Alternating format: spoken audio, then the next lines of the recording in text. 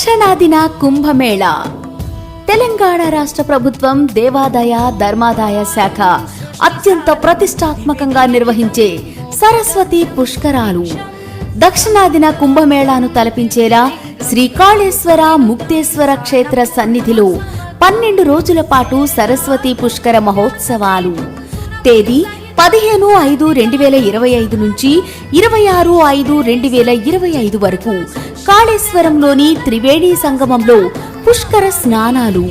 రండి, కాళేశ్వరంలోని త్రివేణి సంగమంలో పుష్కర స్నానం ఆచరించి పునీత్